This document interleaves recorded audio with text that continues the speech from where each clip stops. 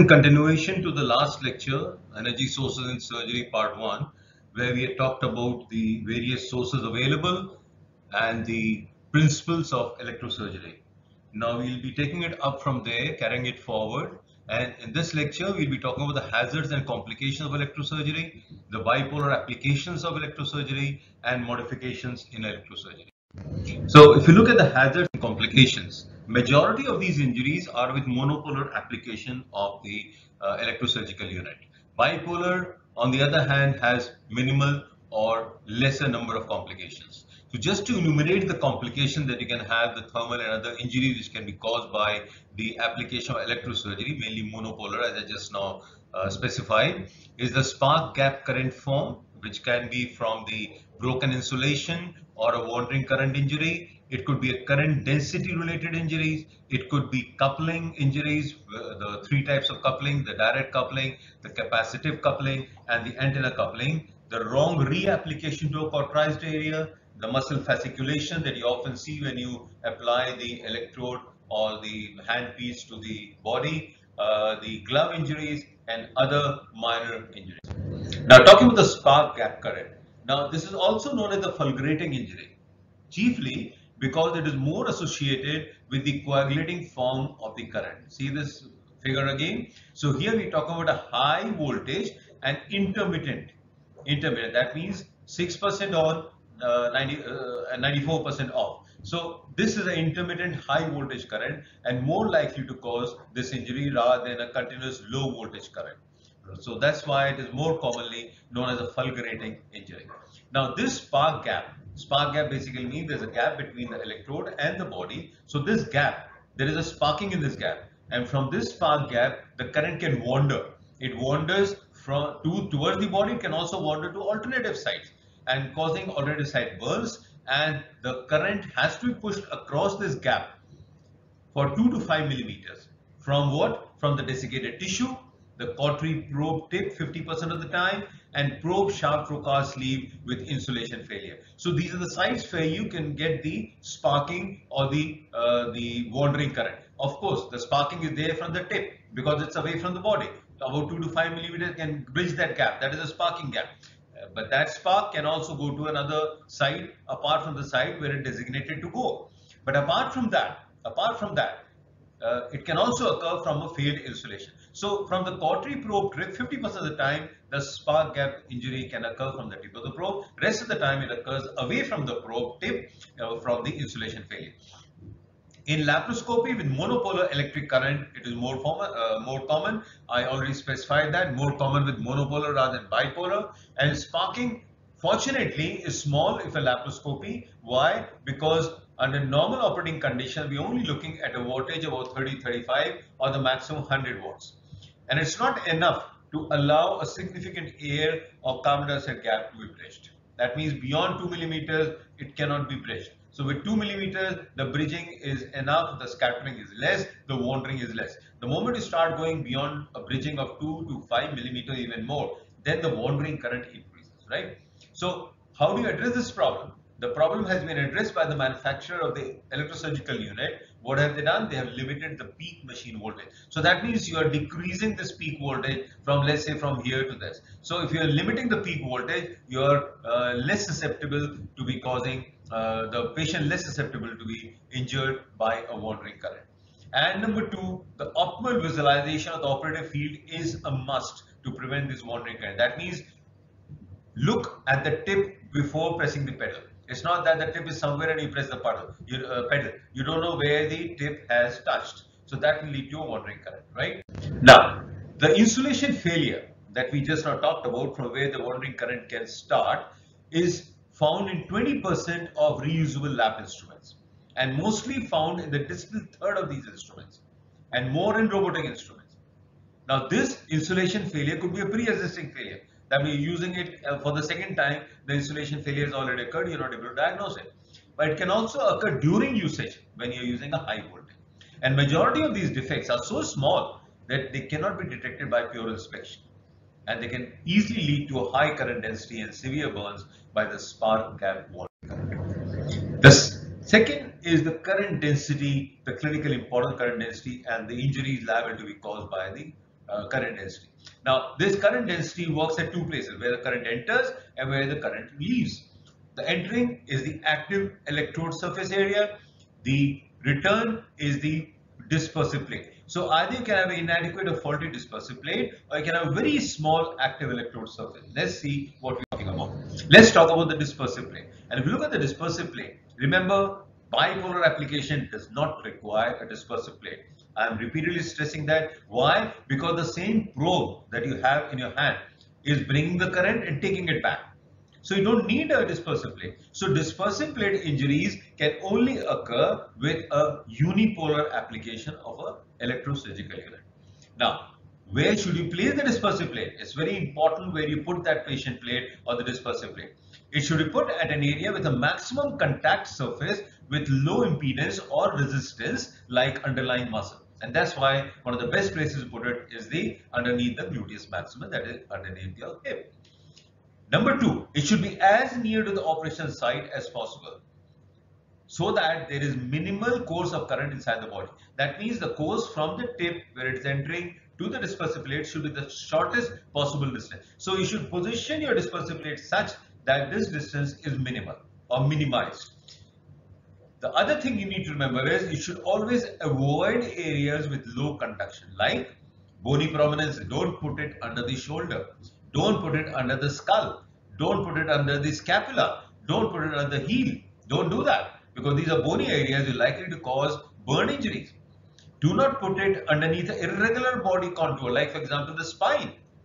Do not put it in those areas where the predominance of fat, a scar tissue or hairy skin. These are those areas which are less conductive. So there the problem of having burn injuries and build-up of concentration as dispersive plate is very high.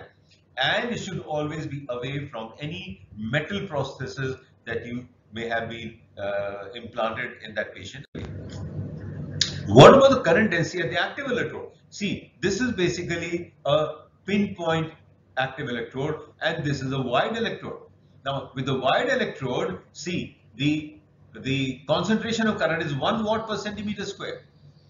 Suppose you're pushing in 100 watt through a 100 watt surface area, it is 1 watt per centimeter square, and you're pushing the same 100 watt through an area of 1 centimeter square. What is the build-up of density of the energy build-up? 100 watts per centimeter square. So it's very obvious that if you have a pinpoint electrode and if you have, let's say, a loop electrode or a ball electrode where the surface is more, the current density would be less in those electrodes which have got a wider surface as compared to those electrodes which have got a pinpoint surface. And that is why you should be very, very careful when you're using a pinpoint electrode in contrast to, let's say, a hook electrode or a wire electrode or, let's say, a ball electrode. And that's why the burn injury is more common in these areas. Similarly, the dispersive plate always has a wide area. So the concentration buildup at the site could only be because of the faulty placement of a dispersive plate, right? Now, coming to another aspect of current density, the pedicle effect or the funneling effect. Now, what is this? This is basically talking about a current passing through an area from a high cross section to a very low cross section. Let's take a concrete example. Application of energy to a testicle. Suppose there is a bleeding out here at the testicular, the base of testis, and you apply the current here. Now, where is the current going to return to the dispersive plate from? It is going to go through the testis and go through the cord. The cord cross-sectional area is much less as compared to the cross-sectional area of the testis. So the build-up of concentration or the current density here would be much higher and is more likely to damage the cord. So please do not apply, next time when you're applying it, please do not apply any energy source, especially the unipolar, to the testicle. Why? Because there are great chances of having or damaging the structure, which can even lead to thrombus of testicular artery and its resultant effect. Another pedicle effect or funnel effect which comes to mind is the separation of adhesions between the gallbladder and the duodenum. Now, if the adhesions are such that they are more fan-shaped towards the gallbladder and narrow towards the duodenum, and suppose if you're doing a dissection with a unipolar energy source, where would the current density be maximum? Easily understandable. The cross section is less than the cross section here. That means the current density build up at this site would be much less as compared to the current density buildup at this site. So what is going to happen? The chances of having a duodenal injury, and the more problematic part of this kind of a duodenal injury is that this injury may not be visible or may not be accessible at that point of time when it occurs, and it only manifests itself later after 72 hours. And that is the problem, that this patient who had a simple laparoscopic cholecystectomy where he separated the gallbladder regions from the duodenum, he used a unipolar source, not the bipolar, remember, a unipolar source with a fan-shaped adhesion more towards the gallbladder and the duodenum. The patient was absolutely all right for the next 24 hours, 48 hours, and 72 hours down the line, the patient comes back to you with a sudden severe acute abdomen. And then you start wondering what has happened in this patient, and you find out that that area of duodenum where there had been an injury because of excessive current density buildup has given way within 72 hours. And that is a very, very unfortunate and morbid complication. So remember that. This is the second pedicle of unrelated effect. Now coming to coupling injury.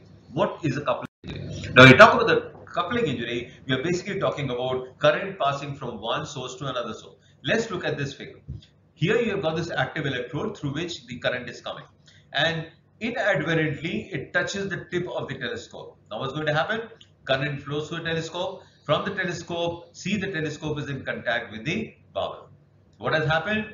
The accidental touching of an on electrode, that means the pedal is on, of an on electrode with the tip of the telescope, which inadvertently is in contact with the bowel, will lead to injury here. This is an example.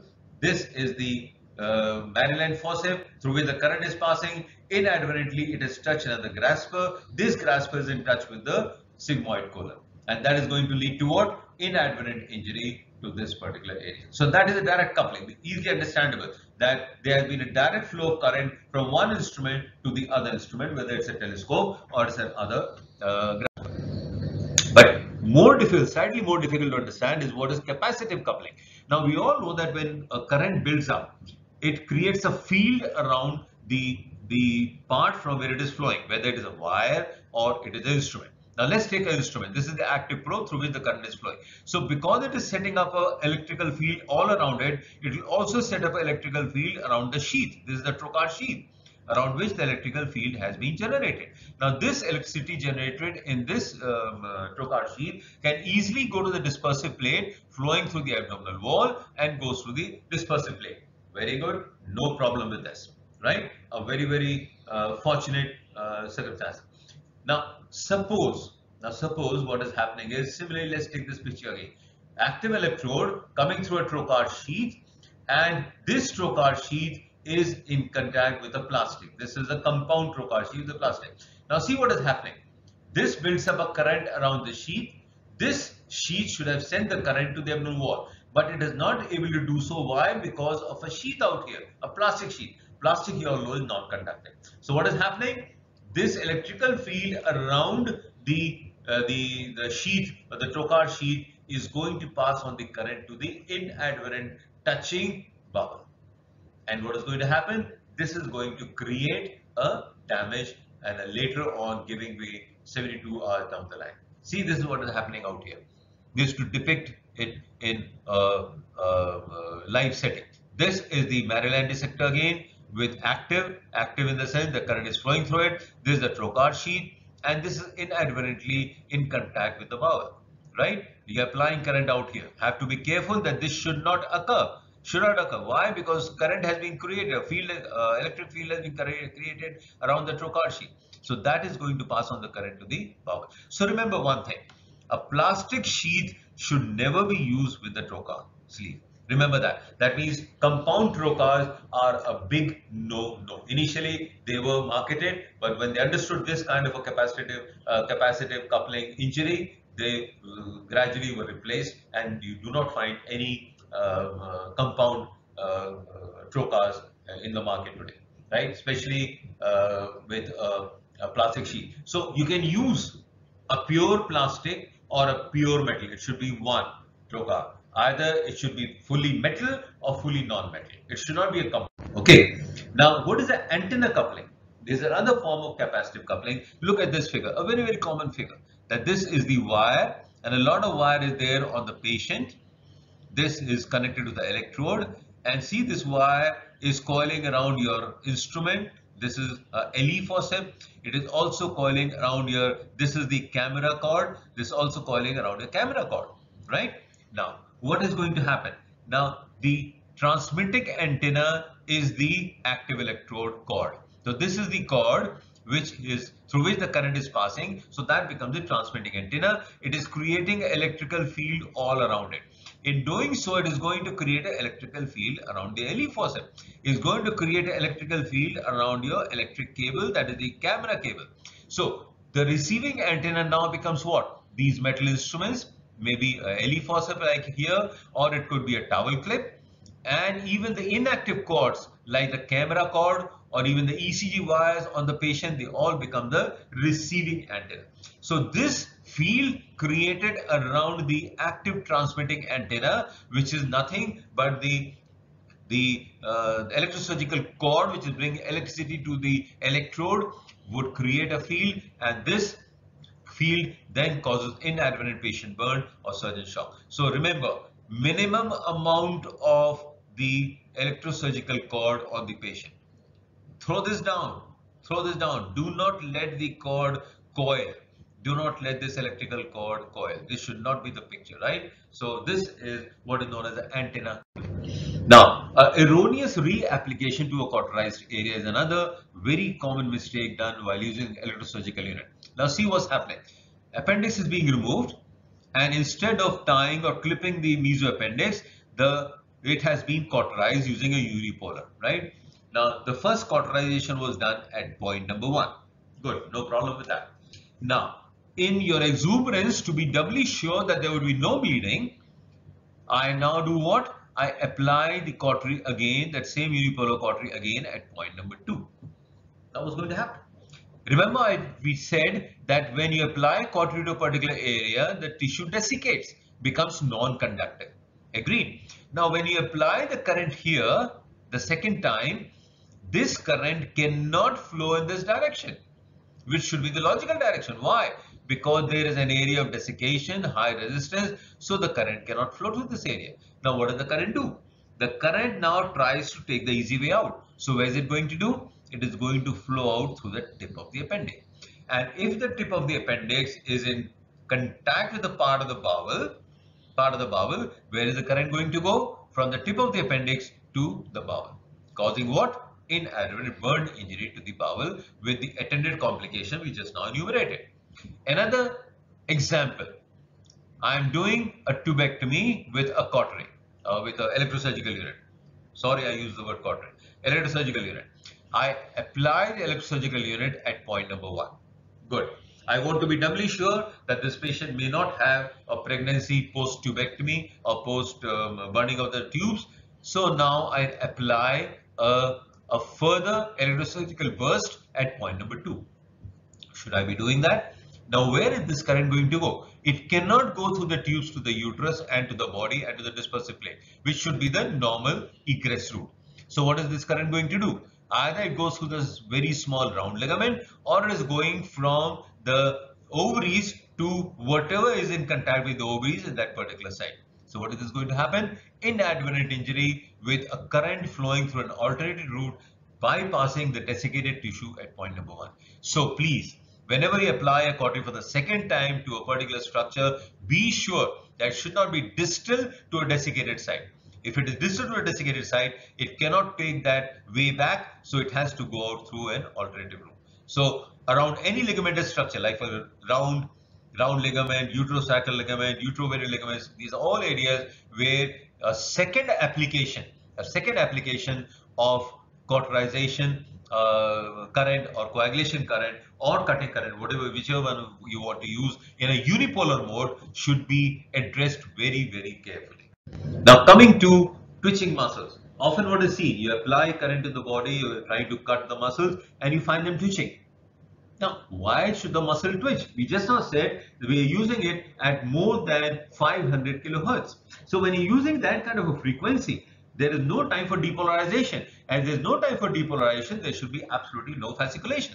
So we still don't know the reason why in some patients you can have fasciculations, and the hypothesis is that probably there is influence of a stray lower frequency arcs to the tissue, or rectification, which basically means that conversion of your alternating current to a direct current. So these are two reasons which have been put forward to explain the fasciculations of the muscles. The other hazards which you would just like to specify is the glove burn, the surgical plume or the smoke, the surgical fire, and a very important aspect, and that is interference with implanted electrical devices like pacemaker.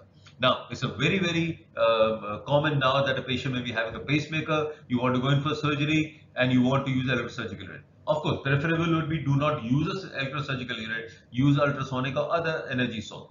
But if at all you don't have those energy sources and you're still wanting to use electrosurgical unit with a unipolar mode, then you have to be very careful. So how would I prevent or minimize the injury in that particular patient, especially to the pacemaker? Because a pacemaker disturbance with the pacemaker electrical current would lead to a lot of problems, and the heart may even go into standstill. So you do not want to damage the pacemaker output. So how do I prevent that? Number one, path of current flow to the dispersive plate should be away from the pacemaker device. Number two, the electrosurgical unit should be on for very short bursts at the lowest effective energy. Number three, use the cut mode rather than the coagulation mode. Why? Self-explainable, because we already said that a cut mode has got less voltage and the coagulation mode we have got very high voltage. Do not move the activated electrode over the implanted device, that is the implanted pacemaker device. So these are some of the methods by which you can minimize, if at all you want to use a unipolar electrosurgical unit with a unipolar mode in a pacemaker implanted patient. Prefer not to. If at all you want to, then you have to take care of this. Prefer bipolar mode. If you don't want to use a bipolar mode and you still want to use a unipolar mode in the electrosurgical unit, then you have to be careful about these we just now enumerated. Right? Now, glove burns is again not an uncommon and unrecognized, usually unrecognized injury. There are three mechanisms by which your glove burn can occur. A leak current can pass through the gloves, direct current conduction through a hole. There was already existing hole in the glove, the current passes through. Understandable. But there can also be capacitive coupling in the gloved hand, and that can lead to burn in your hand. The third is a high voltage dielectric breakdown, that we're using a very high voltage in that particular, using a coagulation mode very frequently in a particular patient. You keep on using the coagulation mode. That means you're pressing on and on the blue pedal. So what's going to happen? High voltage, intermittent voltage. But the moment you exceed the voltage at 3000 volts, because remember what was the peak output for these electrosurgical units? We said even up to 10,000 volts. So if you keep pressing the blue pedal for a prolonged period of time, you're gradually building up the voltage. So once it goes beyond 3000 volts, there could be a high voltage direct injury to the glove known as the dielectric breakdown. So how do I prevent my glove injury or glove burn? Number one, use the lowest effective power output. That basically means use the cutting mode more, coagulation mode less. Avoid prolonged activation. Press the pedal, short time, leave, short time, leave. 5 seconds, 10 seconds, leave. It's not that keep on pressing for 1 minute. Don't do that. Re-glove or double glove for prolonged surgery. You expect the surgery to go on for, let's say, about 1 hour, 2 hours, always double glove. Or in the middle, if you find that there is an inadvertent hole in the glove, always change it. Keeping a firm hold on the hemostat or clamp, ensuring a large area of contact. Avoid an open circuit. What was the open circuit we talked about? The open circuit where there's a gap between the tip of the electrode and the body. So that's an open circuit. And activate the active electrode only when the tip is in very close proximity of the body or is in contact with the body, when you could be doing a desiccation, or a gap of, let's say, only 2 millimeters when you're causing a non-contact cutting or fulguration. Use insulated forceps or instruments as in laparoscopy, so that you don't have a glove burn. What about the surgical smoke? You see the last time, remember the video that I showed at the end of my last talk, when we were using a non-contact mode, there was a lot of smoke plume coming out. Now what is this surgical smoke? It is more with monopolar as compared to bipolar, hardly ever with bipolar or ultrasound. There's hardly any smoke. What does the smoke contain? 95% water vapor, 5% other material. What is 5% other material? Is toxic and mutagenic substances. it can contain malignant cells, it can contain live organisms like viruses and bacteria from the operating site. And these are live, remember, live organisms, and they can cause harmful effect on the OT personnel in the form of watering of eyes and blurring of vision, a direct effect of the smoke, but much more important and sinister would be the respiratory irritation and infection. Infection from what? From the live organisms which are thrown back from the surgical site with the use of electrosurgery unit. Cautery related or electrosurgical related tissue and GI injuries. How do you manage them? Remember, we said that there could be inadvertent duodenal or bowel injury, unrecognized at that time, only manifesting later at 48 or 72 hours. Or if you have been fortunate enough, you recognize that yes, I've injured a part of the bowel on the table itself, I recognize it. Then how do I deal with it? Please do not oversue. Do not do that. I would decide that look, this is an area where there could be a burn. It could break down over a period of time. So let me oversee it. Don't do it, please. What should you do? You should excise and formally close.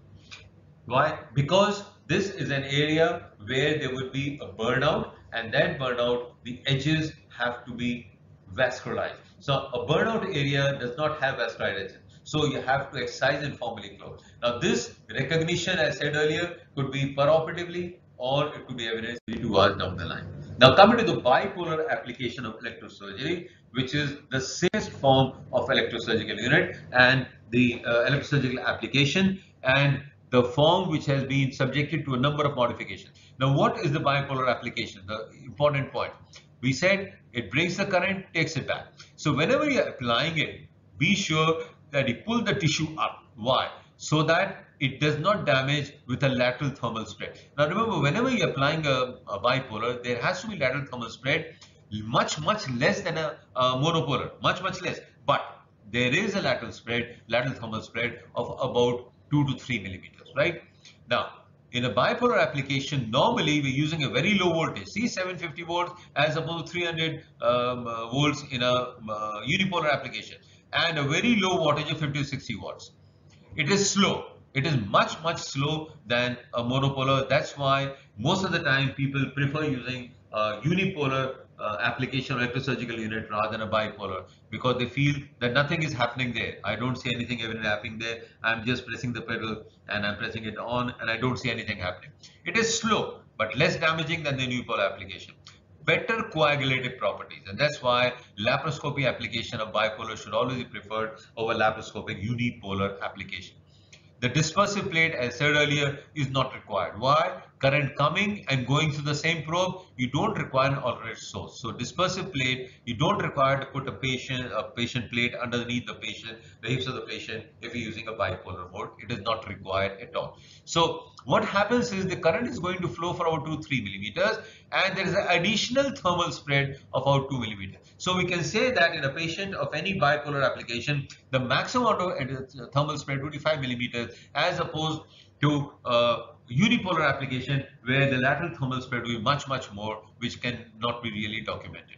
Now, but is it a bipolar application complication free? No, it is still fraught with a number of complications, and chief among them is the appearance of surface coagulation. See, this is a bipolar, Kelpinger's faucet applied, and you can see the whitening of the tissue. Now, the surface coagulation may not correspond to the actual full thickness desiccation. So, what is apparent out here may not be representing what is happening inside. So that means you're not sure, so you keep applying, you keep coagulating, keep sending current to this particular area. Now what is going to happen? Once coagulated tissue, as we already said, whether it is a unipolar or it is a monopolar application, a tissue which has been coagulated is or desiccated becomes non-conductive, whatever the method of application. So once it becomes non-conductive, the lateral current thermal spread increases and cause damage. This is what has been depicted out here. Now, initial, it comes and goes from here, no problem at all, no problem at all. But if you keep on applying it, then the current starts flowing laterally and the thermal spread also increases laterally and deeper. So remember, this aspect of lateral thermal spread and lateral current spread becomes more important when you're talking about excessive application of bipolar energy to a particular site. And remember one thing, that when you're applying a bipolar, always lift the tissue up when you're doing a bipolar application electrosurgical unit. So when you talk about electrosurgical unit and the laparoscopy, there were a number of myths. The one was that the pneumoperitoneum gas has low heat capacity, so there will be slow cooling. That means when you apply electrosurgical unit or electrosurgery energy inside the closed abdomen, then the dissipation of the heat which has been generated inside the abdominal cavity would be slow. Number two, there was a misconception the gas is hydrated and so becomes electroconductive, highly electroconductive. But both are misconception with the use of carbon dioxide. So do not worry about the high temperature buildup, and do not worry about the non-conductive nature of the carbon dioxide inside the or the conductive nature of the carbon dioxide inside the abdominal cavity. It is not conductive. And did you know that sparking from the active tip of the electrode is actually better controlled laparoscopy than an open procedure? Why? Because the vision is much better when you're doing a laparoscopic application. Number two, the laparoscope's field of view includes less than 10% of the electrosurgical probe. So what you're seeing through the telescope, normally when you're targeting the site where the probe is being applied, you're only looking at less than 10% of that electrosurgical probe through which the current is flowing. And if proximally, more proximal to that, if there is insulation failure, then it becomes a dangerous proposition. And all ports, especially active electrode port, that means through which you're passing the active electrode, should be all plastic or all metal. Remember, I specified that when you talk about capacitive coupling. So to prevent capacitive coupling, do not use compound ports, use all plastic or all metal probe. Now, some guidelines for the use of electrosurgery in laparoscopic applications. Number one, avoid using more than 50 watts of power. Use only coagulation mode with wire electrodes. Remember that. If you're using a wire electrode, only then try to use the coagulation mode. If you're using a pinpoint, please do not use the coagulation mode. Why? Because the current density will be very high. So choose a smaller contact patch hook to achieve cutting and a larger contact patch spatula to achieve coagulation. Large contact patch for coagulation. Why? High current, large contact means less density. Smaller contact and using the coagulation would be high density. So if you're using a small contact patch, use the cutting current. If you have a larger contact patch like spatula, use the coagulation current. Tissue has to be placed on tension to achieve cutting. Always do that so that the lateral spread is much less. Foot switch or hand switch, whichever you're using, should be activated for very short periods only. And the final dictum, charring should be avoided, indicates too much power. If you have blackening of tissue, be sure that you have excessively used the electrosurgical unit. There should be no blackening of tissue. If there's blackening of tissue, excessive power has been used. And that's why the dictum, you should hook whatever you're trying to use the electrosurgical unit on, hook that tissue. Then look at that tissue and only then cook that tissue. Only then start. First hook, be careful, be very sure what you're trying to apply the electrosurgical energy to, and only then put the electrosurgical unit on. Right? Now, newer safeguards in electrosurgical unit, which are not really newer safeguards, but these are safeguards which are in place in, say, 1990s. One, we already said, isolated electrosurgical unit, no need to go back to the physical principles. Principles of physics of electrosurgical unit, we already said that grounded generators are out. It is only an isolated electrosurgical unit. But more important, the modifications for the impedance, the problem impedance with dispersive plate. And these are the contact quality monitors or CQM technology since early 1990s. Now, what does this technology do? It prevents the injury because of a faulty dispersive plate. Now, it increases or it detects the increase in impedance. Now, if there's a faulty dispersive plate, what's going to happen? The resistance is going to increase at the contact point between a dispersive plate and the body.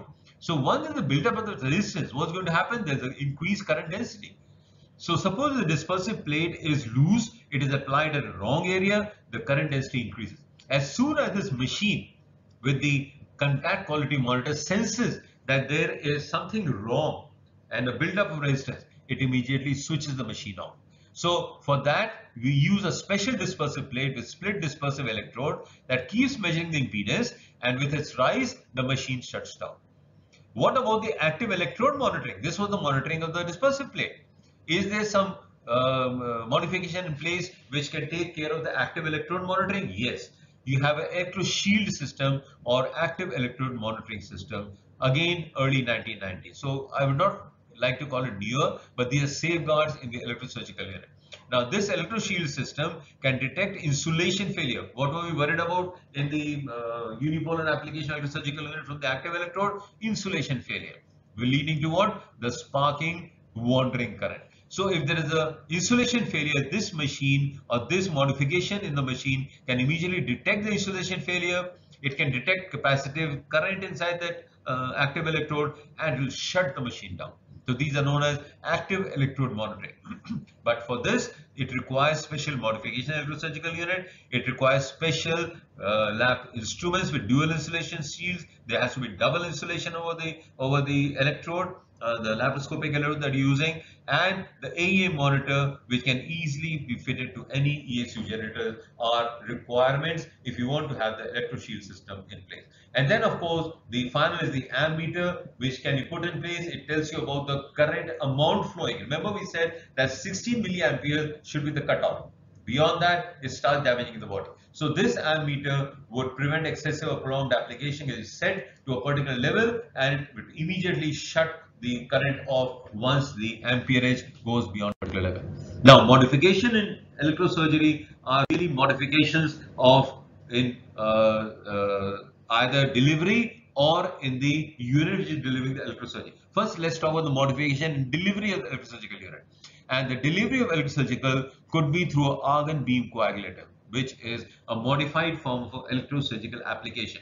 Now here, instead of the electrode directly touching the body or close contact with the body of 2 millimeters, instead of that, the electrode is far away from the body, from the tissue where it is going to be applied, and in between what do you have? A conducting argon gas. So here what is conducting the electricity from the tip of the electrode to the side where the current is to go? That is the argon gas. So a stream of ionized argon gas serves as a conduit for delivery of the radio frequency energy from the tip of the electrode to the tissue surface. What are the advantages? The flowing argon gas serves to clear fluids because it's being flowing at a pressure, so it is going to keep the surgical site absolutely clean from fluids. It is also going to cool the tissue surface. It would provide a more uniform, more adherent shower with less depth of necrosis. Obviously, remember we said contact, all kinds of contact application will give greater depth. If it is a non-contact like in this, the depth of necrosis would be much less as compared to standard unipolar electrosurgical coagulation. It has got a wide utility ranging from open surgical application that we use in open surgery like radical head and neck surgery to plastic surgery, abdominal solid organ resection and repair. It also has a variety of endoscopic and laparoscopic applications. In addition to all this, there's a decrease in the blood loss and transfusion requirements and a decrease in the operative time. So all these are advantages when you use the argon beam coagulator as a delivery system for an electrosurgical unit. That is known as the argon beam coagulator. Are there disadvantages? Yes, the complications are there. Most significant complication is the venous argon embolization, especially when embolisms, especially when it is being applied to those areas where you have a large venous structure and with excessive intraabdominal pressure when used with laparoscopy. So these patients could have a abdominal compartment syndrome. Minor complications include metaplasia and inflammatory polyps after endoscopic argon beam coagulator use. So these are the complications which deter you from using the argon beam coagulator, but there are specific indications where it should be preferred. Now coming to the second group of modifications. So this was the modification in the delivery of the electrosurgical energy. Now, what is the modification in the electrosurgical unit? Now, remember one thing, all the modifications have been in the bipolar application. None of the modifications are there in the unipolar application. So, let's look at the modification. Modification number one, vapor pulse coagulation or gyrus PK tissue management system. So, what is the modification here? Now, this machine by itself has pulse off periods allowing cooling and hydration. Even if you keep the pedal on, you keep it on, it will automatically shut itself on and off, on and off. So pulse off periods which are very important for the tissue to cool and the hydration to be maintained in that particular area. So it also gives evenly coagulated target tissue, minimal thermal spread, less sticking of the tissue to the electrode side, enhanced hemostasis. But what is important is it has a special generator and special instruments required. Modification number 2, what we know as the N-seal system or surgical N-seal system or a smart electrode. Why is it known as smart electrode? Because here the electrode that you have in hand is made up of millions of nanometer size conductive particles.